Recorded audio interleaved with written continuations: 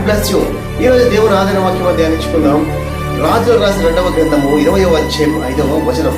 నీవు కన్నీరు విడిచి చూచితిని, నీ ప్రార్థన అంగీకరించి ఉన్నాను, నేను నిన్ను బాగు చేసేదను.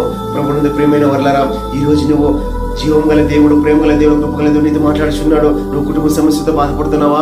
అనారోగ్య సమస్యతో బాధపడుతున్నావా? అప్పుల సమస్యతో బాధపడుతున్నావా? మరణకరమైన రోగంతో నువ్వు ఏడుస్తున్నావా? కన్నీరు విడుస్తున్నావా? దేవుడు అంటున్నాడు, భయపడాల్సిన అక్కరలేదు. పరిశుద్ధ గ్రంథంలో మనం ధ్యానించినట్లయితే హిజ్కియా ప్రార్థించగా 15 సంవత్సరాల ఆయుష్ పెంచిన దేవుడు, 12 సంవత్సరాల రక్తస్రావాల స్త్రీని బాగు చేసిన దేవుడు, 38 సంవత్సరాల నుండి కోనుడి వద్ద పడి ఉన్న రోగిని బాగు చేసిన దేవుడు నిన్ను కూడా బాగు చేయగల సమర్థవంతుడు కనుక మన పాపాలన్నింటినీ విడిచిపెడదాం. దేవుడి యందు యథార్థంగా జీవిద్దాం. ఆయన ఆయుష్ని పెంచుకుందాం. అనేక మందికి సువార్త ప్రకటిద్దాం. భలే మంచి దాసుని పెంచుకుందాం. Praise the lord.